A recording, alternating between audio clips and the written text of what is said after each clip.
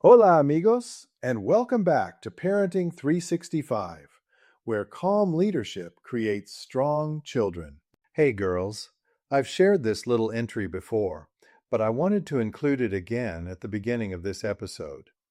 This one is especially for you, Amigale. I want you to know how incredibly proud I am of you, not just for what you accomplish, but for the person you're becoming. Every challenge you face, every question you ask, and every time you choose to keep going, you're building something far more important than success. You're building character. I included this entry to add a little color to the story and to remind you that every lesson has a history. And remember, there are no finish lines. Life isn't about reaching a point where you're done.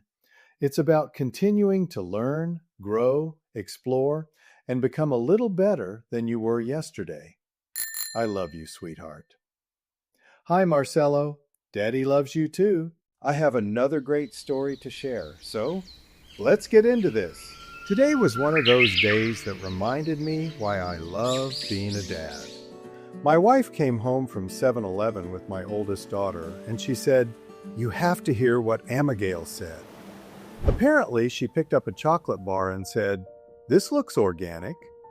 Now, here's the interesting part. She didn't read the package. In fact, she probably couldn't have read the word organic without sounding it out. So I asked her, "Why do you think it's organic?" She looked at me and said, "Because it looks old-fashioned." I just smiled. She wasn't reading words, she was reading patterns. She noticed the farmers on the package, the earthy colors, the cacao pods, the old-style artwork. Her brain had quietly connected all those little clues together. Now, was the chocolate actually organic? Well, that's another discussion. But her thinking fascinated me. Then later in the day, we pulled out an old board game called Mastermind. This isn't just any mastermind, this is my mastermind. The very same game I received as a Christmas gift in 1975. I was 9 years old. Now, almost 50 years later, my 7-year-old daughter is sitting across from me playing the very same game. Talk about making me feel old. I was halfway expecting the game to ask me if I needed reading glasses before we started. Now, if you've never played Mastermind, it's a game of logic. You're trying to crack a hidden color code by eliminating possibilities one guess at a time. No luck, no guessing wildly, just thinking. She worked through 5 rounds almost entirely on her own. On her final turn, I stepped in, not to give her the answer, but to show her a process. Let's eliminate what we already know. 1, 2, 3, 4, 5, and suddenly she saw it. Not because Dad gave her the answer, but because she learned how to find it. That's a very different lesson. You see, children don't become great thinkers because we give them answers. They become great thinkers because we teach them how to think. Earlier in the day, she was decoding the language of marketing. Later, she was decoding a secret pattern hidden inside a board game from 1975.